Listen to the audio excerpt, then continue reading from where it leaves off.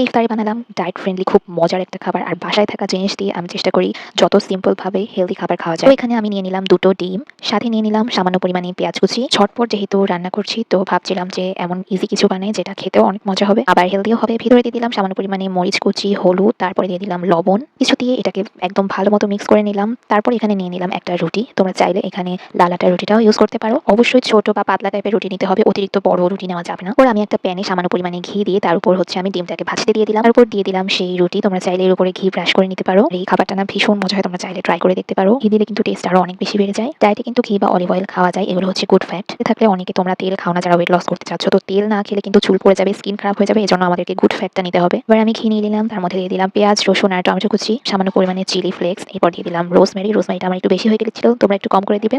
তারপরে দিয়ে দিলাম সামান্য পরিমাণে ধনিয়া পাতা কুচি, খুবই মজা লাগে এভাবে করে খেতে কিন্তু। পর দিয়ে দিলাম সামান্য পরিমাণে লবণ আর ভিনেগার। তোমরা ভিনেগারের পরিবর্তে চাইলে লেবুর রসটাও ইউজ করতে পারো। সুন্দর করে পোড়া পোড়া করে ভেজে নিলাম। এবার তার মধ্যে দিয়ে দিলাম সেই টমেটো পেস্ট যেটা ভেজে রেখেছিলাম, একটু সুন্দর মতো ছড়িয়ে দিয়ে দিলাম সামান্য পরিমাণে পেঁয়াজ কুচি আর লেবুর রস। খুব সহজে আর খুব কম সময়ে রেডি হয়ে গেল এই খাবারটা। খাবারটা এত বেশি মজা, অবশ্যই ট্রাই করো। তোমরা চাইলে এটা ব্রেকফাস্টেও খেতে পারো। ব্রেকফাস্টের জন্য একদমই হেলদি একটা অপশন। তবে ইদানিং আমার এটা ইফতারি খাওয়া হচ্ছে।